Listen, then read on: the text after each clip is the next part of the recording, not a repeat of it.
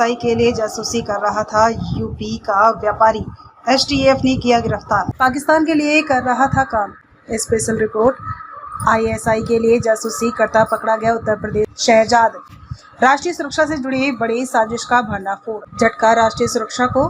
भारत में पाकिस्तानी खुफिया agency ISI की साजिशों का एक और खुलासा हुआ है। उत्तर प्रदेश के रामपुर जिले के टांडा कस्बे के रहने वाले शहजाद नामक व्यक्ति को Uttar Pradesh special task force ने मुरादाबाद से गिरफ्तार किया है।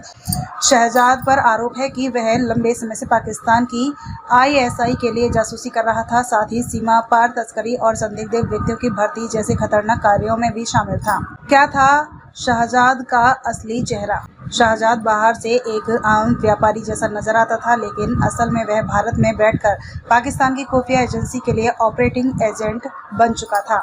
उसके प्रमुख अपराध भारत पाकिस्तान सीमा पर तस्करी, कॉस्मेटिक्स, कपड़े, मसाले और अन्य सामान की तस्करी कर रहा था। ये व्यापार सिर्फ एक कवर ऑपरेशन था। असल मकसद था देश की गुप्त सूचनाएं पाकिस्तान भेजना।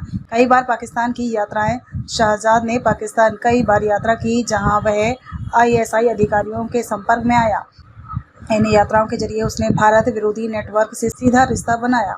आईएसआई को खुफिया जानकारी देना, सेना, बॉर्डर गतिविधियां और आंतरिक सुरक्षा से जुड़ी जानकारियां उसने पाकिस्तान को दी। इन सूचनाओं का प्रयोग भारत के खिलाफ आंतरिक और साइबर ऑपरेशन में किया जा सकता था। संदिग्धों की भर्ती और फंड ट्रांसफर। शहजाद ने रामपुर और यूपी के अन्य हिस्सों से लोगों को पाकिस्तान भेजा। उन्हें आईएसआई से जोड़ने के लिए उसने पैसे और इंडिया एसआईएम कार्ड्स आईएसआई एजेंट्स तक पहुंचाए, जिससे भारत में उनका नेटवर्क एक्टिव रह सके। वीजा और यात्रा दस्तावेज भी आईएसआई द्वारा मुहैया कराए गए।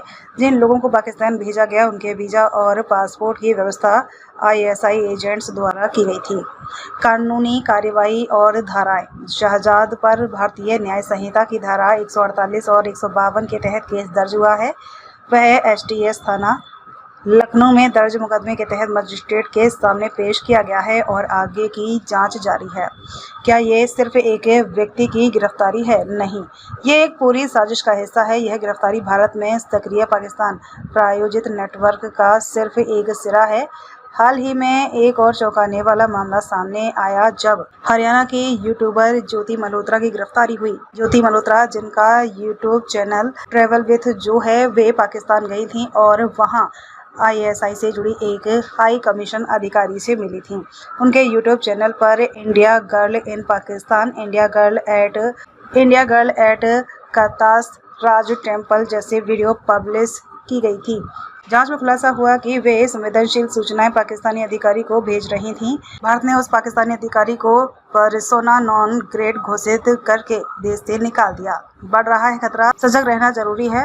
भारत में आईएसआई की गतिविधियां दिन ब दिन ज्यादा शातिर और गहरी होती जा रही हैं, जब वे सिर्फ सीमाओं पर नहीं बल्कि सामान्य जीवन में मौजूद लोगों, व्यापारियों, यूट्यूबर्स, छात्रों, वीजा यात्रियों को टारगेट कर रहे हैं। यह एक साइलेंट वॉर है जिसमें दुश्मन बिना हथियारों के हमला कर रहा है। सूचना के जरिए, सोशल मीडिया के जरिए और नेटवर्क के जरिए एटीएस और एसटीएफ की बड़ी उपलब्धि। शहजाद की गिरफ्तारी ने एक बड़े जासूसी नेटवर्क को तोड़ने का रास्ता खोल दिया है।